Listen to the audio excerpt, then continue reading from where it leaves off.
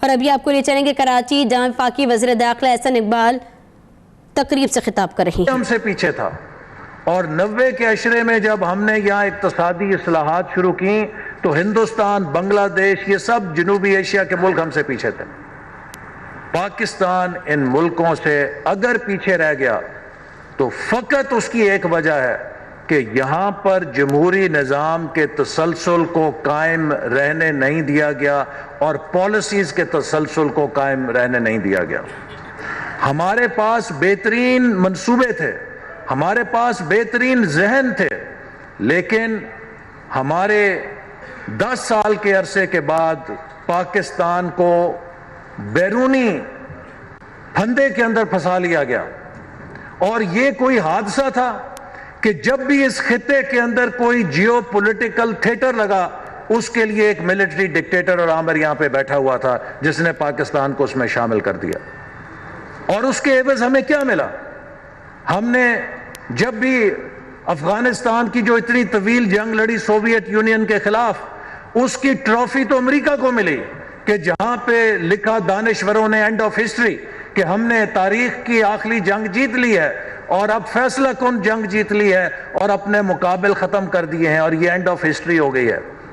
اس کی ٹرافی کس کو ملی؟ اس کی ٹرافی ملی جرمنی کو کہ جہاں پہ برلن وال نیچے آ گئی اور یونیفیکیشن آف جرمنی ہو گئی۔ ہمارے حصے کیا آیا؟ 35 لاکھ مہاجرین، ڈرگز اور کلاشنکوف کلچر، جس کو آج تک ہم نپٹ رہے ہیں۔ تو اس لیے پاکستان کی تاریخ کا یہ ایک سیاہ پہلو ہے کہ یہاں پر پاکستان کو مختلف آمروں نے اپنی لیجٹمیسی کے لیے بین الاقوامی جنگوں کے اندر جھونکا، جس سے پاکستانی عوام کے حصے میں بدحالی، پاکستانی عوام کے حصے میں بربادی آئی اور دوسروں نے اپنے مقاصد حاصل کیے۔ اسی بنیاد کے اوپر ہماری حکومت نے اور وزیر اعظم نواز شریف نے چین کے ساتھ مل کر جب چائنا پاکستان اکنامک کوریڈور کا سفر شروع کیا تو ہم نے پاکستان کا آربٹ بدلا کہ ہمیں جیو پالیٹکس کی بجائے جیو اکنامکس کا حصہ بننا چاہیے، چونکہ پاکستان جنوبی ایشیا، چین اور وسطی ایشیا کے سنگم پر واقع ہے۔ 2050 تک ایشیا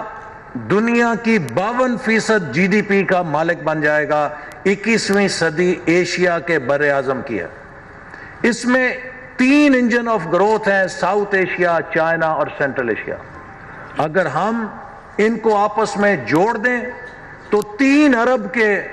ایک بڑے اکنامک بلاک کا پاکستان مرکز بن سکتا ہے اور بے شمار اپرچونٹیز آ سکتی ہیں جن سے ہم اس ملک کے عوام کی غربت اور پسماندگی کو دور کر سکتے ہیں۔ یہ وہ ویژن ہے جس کے اوپر ہم اس ملک کو لے کر چلے ہیں، لیکن جب آپ ٹریک بدلتے ہیں تو اس سے ایکولیبریم تبدیل ہوتا ہے، اور جب ایکولیبریم تبدیل ہوتا ہے تو سٹیٹس کو کی قوتیں مزاحمت کرتی ہیں، آپ کے راستے روکنے کی کوشش کرتی ہیں۔ بین الاقوامی سٹیٹس کو بھی بدل رہا ہے اور خطے کا سٹیٹس کو بھی بدل رہا ہے۔ کچھ ہمارے دشمن ہیں اور کچھ چین کے دشمن ہیں، اور وہ اس انٹرپرائز کے راستے میں روڑے کھڑے کرنے کے لیے مصر ہیں، لیکن یہ راستہ ہمارے عوام کی خوشحالی کا راستہ ہے۔ اور 21ویں صدی میں جو اقتصادی نظریات کی صدی ہے، میرے بھائیوں اور بہنوں، 3 اصول ہیں جن کے اوپر آج ہر ملک اپنی صلاحیت کو آگے لے کے جا رہا ہے۔ چونکہ اگر آپ نے غربت ختم کرنی ہے، آپ نے پسماندگی ختم کرنی ہے، آپ کے پاس وسائل نہیں ہوں گے تو کیسے علاج ہوگا؟ ہر ملک دولت کی افزائش، دولت کی تقسیم اور اس عمل کی مسابقت، ان 3 چیزوں کے اوپر اپنے آپ کو تنظیم نو کر رہا ہے۔ کیسے وہ زیادہ سے زیادہ دولت کی افزائش کو ممکن بنائیں جس سے وسائل پیدا ہوتے ہیں، اور کیسے وہ اس دولت کی مرکوزیت کو یا مرکزیت کو روکنے کے لیے اس کی مساویانہ تقسیم کے لیے پالیسیز تشکیل دیں تاکہ تمام طبقے اور تمام علاقے اس میں شامل ہو سکیں۔ اور تیسرے، اس پورے عمل کو ایک عالمی سطح کی مسابقت میں ڈھالیں، چونکہ یہ گلوبلائزیشن کا دور ہے، یہ عالمگیریت کا اور عالمگیر مقابلے کا دور ہے۔ اس میں کوئی اپنے آپ کو اس دوڑ سے جزیرہ بنا کے علیحدہ نہیں کر سکتا۔ یہ وہ ایشوز ہیں کہ جن کے اوپر ہم نے آج سوچنا ہے، اور یہ کرنے کے لیے ہم نے اپنی صلاحیت کار کو بڑھانا ہے۔ کس طرح ہماری تعلیمی صلاحیت بڑھے، کس طرح ہماری سائنس اور ٹیکنالوجی کی صلاحیت بڑھے۔ آج مقابلہ یہ ہے کہ کون سا ملک کتنے زیادہ پیٹنٹ نافذ کرتا ہے اور کون سا ملک کتنے زیادہ نوبل انعام جیتنے کی صلاحیت رکھتا ہے۔ ہمارے ہاں ہم ایک دوسرے کے گلے کاٹ رہے ہیں۔ ہمارے ہاں مقابلہ یہ کہ کون کس کی مسجدوں پہ کتنا قبضہ کرتا ہے۔ اور میں نے کئی دفعہ کہا ہے کہ کتنا اچھا ہو کہ ہمارے جو مذہبی قائدین ہیں وہ دوسرے مسلکوں سے اس بنیاد پہ مقابلہ کریں کہ کس مسلک کا ماننے والا کتنے نوبل انعام اور کتنی ایجادات پیدا کرتا ہے،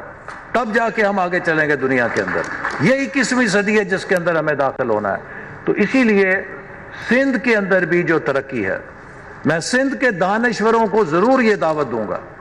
کہ آپ تعلیم کے حوالے سے اپنی تمام توجہ مرکوز کریں۔ ہمارے پاس اب 18ویں ترمیم کے بعد اختیار نہیں رہا کہ ہم کسی صوبے کے تعلیم کے معاملے میں مداخلت کر سکیں۔ یہاں پر کہا گیا کہ جناب بہت صوبائی خود مختاری پوری ہونی چاہیے، اور اسی تقریر میں یہ بھی کہا گیا کہ ہمیں بیریا ٹاؤن سے بچائیں۔ تو جناب صوبائی خود مختاری کے جو اختیارات ہیں اس کے تحت ہم حکومت سندھ کو کچھ نہیں کہہ سکتے بیریا ٹاؤن کے بارے میں، وہ حکومت سندھ کی ثوابدید ہے۔ تو اب مسئلہ یہ ہے کہ ہمیں اپنے اپنے علاقوں میں اس بات کو یقینی بنانا ہے کہ ہم اگر اپنے علاقوں کی ترقی چاہتے ہیں تو اپنے نوجوانوں کو بہترین تعلیم سے آراستہ کریں۔ اگر ہمارے نوجوان تعلیم کے میدان میں پیچھے رہ جائیں گے تو محرومی زیادہ بڑھتی چلی جائے گی۔ جب میں اس 18ویں ترمیم کی کمیٹی میں موجود تھا اور مجھے یاد ہے کہ میں نے یہ بات وہاں اٹھائی تھی، میں نے کہا تھا کہ ہم یہ 18ویں ترمیم کر رہے ہیں اور اس کا مقصد یہ ہے کہ وفاقیت مضبوط ہو، صوبوں کو زیادہ سے زیادہ اختیارات دیے جائیں۔ لیکن میرا ڈر ہے کہ اس آزادی کے ساتھ اگر جو ڈیولپڈ صوبہ اوپر چلا گیا اور انڈر ڈیولپڈ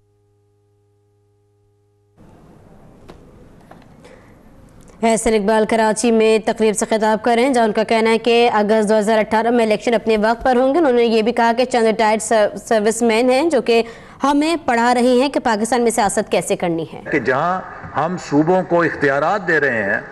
صوبوں کے اندر سے یہ آواز اٹھے کہ صوبوں کی صلاحیت کار اور صوبوں کا نظام کار بہتر کرنے کے لیے اور صوبوں کی گورننس کو بہتر کرنے کے لیے وہاں کے لوگ اپنی حکومت کی کڑی نگرانی کریں، تاکہ ایسا نہ ہو کہ کوئی صوبہ تیزی سے آگے نکل جائے اور کوئی صوبہ آہستہ سے رہے اور 10-20 سال کے بعد اس صوبائی خود مختاری کے نتیجے میں ہمیں زیادہ ناہمواری وفاقیت کے اندر دیکھنے کو ملے۔ تو اس کے لیے جو وفاقی حکومت ہے، میں آپ کو یہ بات کہہ سکتا ہوں کہ ہمارے اختیار میں جو ہے، ہم نے سندھ کی تاریخ میں آج بھی آپ وائس چانسلرز کو بلا کے پوچھیں تو اس حکومت نے سندھ کی یونیورسٹیز کو، بلوچستان کی یونیورسٹیز کو اور خیبر پختونخوا کی یونیورسٹیز کو جتنی گرانٹس دیے شاید پچھلے 15 سالوں میں اس کی مثال نہیں ملتی ہے، کیونکہ ہم سمجھتے ہیں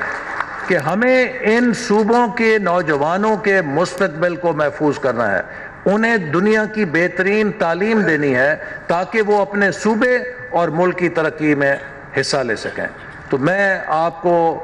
اس آج کے بیانیے کے حوالے سے یہ کہوں گا کہ پاکستان یقیناً ایک وفاق ہے، اور اس وفاق میں ہمیں اس بات کو ماننا ہوگا کہ جب تک پاکستان کے صوبے اور پاکستان کے 20 کروڑ عوام اس ملک کی حاکمیت میں بالادست نہیں ہوں گے، اس ملک کے اندر ایک اضطراب، اس ملک کے اندر کی ٹینشن کبھی اسے سٹیبلائز نہیں ہونے دے گی، کیونکہ اس کی جو کمپوزیشن ہے وہ بڑی یونیک ہے۔ جیسے یہاں کہا گیا کہ مختلف صوبے جو ہیں وہ اپنی اختیار کے ساتھ وفاق کے اندر شامل ہوئے، اور اس حوالے سے سب سے پہلا نمبر بنگال کے لوگوں کا تھا جو سب سے زیادہ پاکستانی تھے، لیکن ہم نے ہمیشہ ان کی پاکستانیت پہ شبہ کیا اور بالآخر انہیں پاکستان سے نکال دیا۔ اسی طرح بلوچستان کے جو لوگ ہیں انہوں نے جرگے کے ذریعے اختیار کیا کہ ہم بلوچستان میں جانا چاہتے ہیں۔ سندھ کی اسمبلی نے اختیار کیا کہ ہم ہندوستان میں نہیں پاکستان میں جانا چاہتے ہیں، اور آج خیبر پختونخوا کا جو علاقہ ہے اس نے ریفرینڈم کے ذریعے اس بات کا فیصلہ کیا کہ ہم پاکستان میں جانا چاہتے ہیں۔ لہٰذا یہ تین صوبے سب سے زیادہ پاکستانیت پہ یقین رکھنے والے ہیں، چونکہ یہ لوگ اپنی مرضی سے آئے تھے، لہٰذا ان کی پاکستانیت پہ کوئی شبہ نہیں کر سکتا۔ لیکن اگر ان خطے کے لوگوں کو پاکستان کی حکمرانی سے باہر رکھا جائے گا اور جب آمریت آتی ہے تبھی ان علاقوں میں یہ محرومی پیدا ہوتی ہے، چونکہ یہ اپنا حق حکمرانی یا حق ملکیت کھو دیتے ہیں ڈکٹیٹرشپ کے اندر۔ تو یہ کہتے ہیں کہ جس گھر کے اندر ہم شامل ہوئے تھے اس گھر سے نکال کے ہمیں سرونٹ کوارٹر میں بٹھا دیا گیا ہے، تو پھر پاکستان کی بنیاد کمزور ہونے لگتی ہے۔ تو لہٰذا میں آپ کو بتانا چاہتا ہوں کہ ہماری وہ نسل کہ جس نے بہت تھوڑی جدوجہد کی ہے، لیکن شاہ محمد شاہ صاحب، حاصل بزنجو صاحب اور ان کے ساتھی وہ ہیں کہ جو 1960 سے یہ جدوجہد کرتے آ رہے ہیں۔ ہمارا یہ تہیہ ہے کہ اپنی جان کے آخری سانس تک اور اپنے جسم کی آخری بوند تک پاکستان کے آئین کی اور پاکستان کے 20 کروڑ عوام کے حق میں حکمرانی کی دفاع کریں گے۔ یہ کوئی معمولی چیز نہیں ہے، اس پہ کوئی میلی نگاہ نہیں ڈال سکتا۔ تو لہٰذا ہمیں کسی قسم کی بد اعتمادی کا شکار نہیں ہونا چاہیے، اور پاکستان کی جمہوری قوتوں کو اس حوالے سے ایک ڈائیلاگ پر آنا چاہیے، جس کا اظہار جناب نواز شریف صاحب بھی کر چکے ہیں اور جس کا اظہار رضا ربانی صاحب جو چیئرمین سینٹ ہیں وہ بھی کر چکے ہیں۔ ایک بزنس اسکول میں میں چونکہ پڑھا ہوں مینجمنٹ میں، تو کہا جاتا ہے وہاں پر ایک مثال ہے کہ جو میچیور انڈسٹری ہوتی ہے، ایک ایسی انڈسٹری کہ جس میں میچورٹی آ جاتی ہے، اس کے جو پلیئرز ہیں وہ سائملٹینیسلی کمپٹیشن اور کولیبریشن کرنے کی صلاحیت حاصل کر لیتے ہیں۔ مثال کے طور پہ جو ڈیری انڈسٹری ہے اس میں نیسلے بھی ہوگا، آلپر بھی ہوگا، وہ ایک دوسرے کے ساتھ ٹکا کے مقابلہ کریں گے، 1% آف مارکیٹ شیئر کے اوپر ان کا کٹ تھروٹ کمپٹیشن ہوگا۔ لیکن جب گوالے کے خلاف بات آئے گی تو وہ اکٹھے پیسے کر کے اس کے خلاف اشتہار اکٹھے چلائیں گے اور فوراً کولیبریٹ کرنا شروع کر دیں گے اپنی انڈسٹری شیئر کو بچانے کے لیے۔ اسی طرح ڈیموکریسی کے اندر بھی یہ صلاحیت ہونی چاہیے، جس کا ہم پہلے مظاہرہ کر چکے ہیں، کہ ہم اپنے اپنے مارکیٹ شیئر کو ڈیفینڈ کرنے کے لیے کٹ تھروٹ کمپٹیشن کریں، Peoples Party, P T I, P M L N اور سارے، کہ اپنی کتنی سیٹیں ہیں، کتنے حلقے ہیں، اس پہ ہم مقابلہ کریں۔ لیکن کسی غیر آئینی مداخلت کے خلاف ہمیں اسی طرح یکجا ہو جانا چاہیے جیسے کسی انڈسٹری میں اس انڈسٹری شیئر کو بچانے کے لیے اس کے تمام لوگ اکٹھے ہو کے اس کو اپنی انڈسٹری کو پروٹیکٹ کرتے ہیں۔ تو ہمیں جمہوریت کی پچ کو کے دفاع کے لیے بھی ایک زبان سے بات کرتے نظر آنا چاہیے۔ بدقسمتی یہ ہے کہ ہمارے اندر کچھ نئے کھلاڑی شامل ہو گئے ہیں، اور وہ کنسنسس جو محترمہ بے نظیر بھٹو اور جناب نواز شریف کے درمیان میثاق جمہوریت کی صورت میں ہوا تھا، انہوں نے اس کنسنسس کو اپنی ضد پہ مبنی یا اپنی ایگو پہ مبنی پالیٹکس کی وجہ سے دھندلا دیا ہے۔ نئے کھلاڑیوں نے جو ایک نیا انداز اپنایا ہے تو بلا شبہ اس کا اثر اپوزیشن کی دیگر جماعتوں پر بھی ہوتا ہے، چونکہ پھر بینچ مارکس جو ہیں وہ بدل جاتے ہیں، تو پھر ہر کسی نے زیادہ سے زیادہ بڑھنے کی کوشش کرنی ہے۔ لیکن جو پاکستان کی پرانی جمہوری قوتیں ہیں، جس کے اندر P M L N, Peoples Party شامل ہے، اس کے اندر دیگر جماعتیں شامل ہیں، جو بزنجو صاحب کی جماعت ہے، اے این پی ہے، ایم کیو ایم ہے، جے آئی ہے، جے یو آئی ہے، اور شیر پاؤ صاحب ہیں، اچکزئی صاحب ہیں، باقی اور تمام جماعتیں جو 1970 80 سارے 90 کے عشرے دیکھ چکی ہیں۔ میں سمجھتا ہوں کہ ان کی پالیٹکس میں یہ فرق ضرور برقرار رہنا چاہیے.